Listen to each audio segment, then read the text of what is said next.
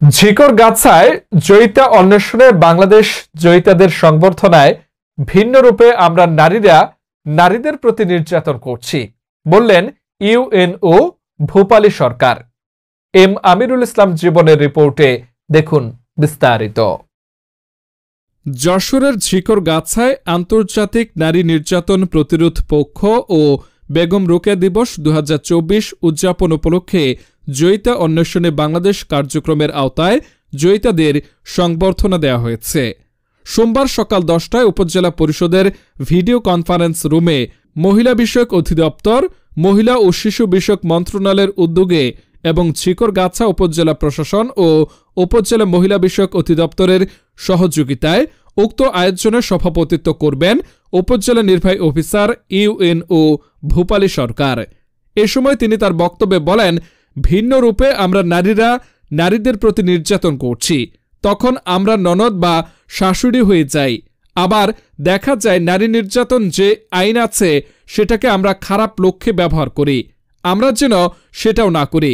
যারা প্রকৃতপক্ষে নির্যাতিত হই তারাই এই আইনটা ব্যবহার করব। আর আমরা অন্যের নিকট থেকে যে ব্যবহারটা আশা করি সেই ব্যবহারটার যেন আমরা করি। আমাদের নিজেদের অদম্য শক্তিকে কাজে লাগিয়ে সামনের দিকে এগিয়ে যেতে হবে।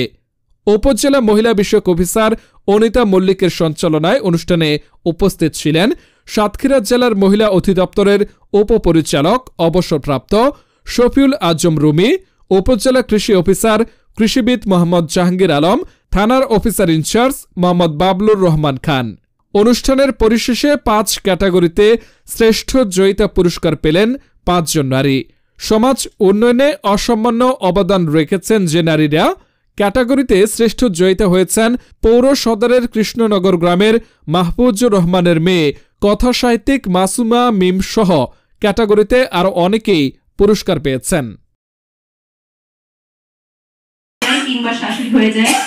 আবার কিছু কিছু সময় আমরা যেটা দেখি, নারী নির্যাতন সংক্রান্ত যে আইনটা আছে সে আইনটাকেও আমরা অনেক সময় আসলে নেগেটিভলি ব্যবহার করি। আমরা যেন সেটাও না করি। যারা প্রকৃত পক্ষে নির্যাতিত হই তারাই যেন এই আইনটা ব্যবহার করে আইন থেকে নিজের প্রতিকারটা করতে পারি, আইনের দ্বারস্থ হই। সে চেষ্টাটাও তো আমাদের অব্যাহত রাখতে হবে এবং শাশুড়ি কিংবা ননদের ভূমিকা অবতীর্ণ না হয়ে অন্তত স্বশা ক্ষেত্রে অন্যের কাছ থেকে যে রকম আচরণটা আমরা প্রত্যাশা করি, আমরা স্বশা ক্ষেত্রে যেন সেই রকম আচরণটা অন্যের সাথে করি।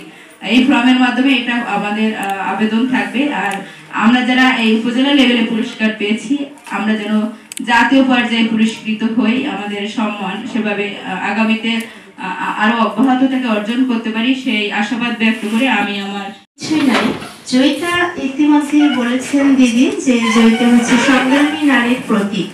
অ্যাকচুয়ালি নারী সংগ্রামী। আমরা যারা নারীরা আছি সমাজে আমরা কিন্তু সবাই সংগ্রাম করেই চলি। তো যাই হোক, বেগম রোকেয়াকে আমরা সবাই চিনি জানি, কিন্তু এমন বেগম রোকেয়ার মতো অসংখ্য অসংখ্য নারীরা রয়েছে আমাদের দেশে যাদেরকে আমরা চিনি না। তো এই চেনার জন্য যে জয়িতার আয়োজন, এই আয়োজনকে প্রথমে আমি ধন্যবাদ জানাচ্ছি। আর আমরা নারীরা কাজ করছি, এগিয়ে যাচ্ছি। আমি জয়িতা নির্বাচিত হয়েছি সমাজ উন্নয়নে অসামান্য অবদানের জন্য। তো এখানে কতটুকু অবদান রাখতে পেরেছি জানি না, তবে চেষ্টা করেছি আমি কাজ করার জন্য, কাজ করে গেছি। আমি একটা কোম্পানির কথা বলতে চাই, যদিও সেটা আমাদের দেশে নয়, কিন্তু বলছি এই জন্য যে এটা 1959 সালের একটা গল্প। লিজ্জত বলে একটা কোম্পানি ছিল গুজরাটে। এই কোম্পানিটা পাপড়ের কোম্পানি। এই কোম্পানিটা তৈরি করেছিলেন ওই পরিবারের 5 জন মহিলা। তারা ওই পরিবারের 5 জন মহিলা বাইরের জগৎ কখনো চোখে দেখেননি, তারা বাইরে কোনোদিন যাননি, যেতে পারেননি। তখন তারা চিন্তা করেছিলেন যে এই ঘরবন্দি জীবন থেকে আমরা কি করতে পারি। তখন ওনারা দেখলেন যে আমরা তো সুন্দর পাপড় বানাতে পারি, আসো আমরা পাপড় বানাই। তখন তাদের পাপড় বানানোর মানে উপকরণও ছিল না বাড়িতে।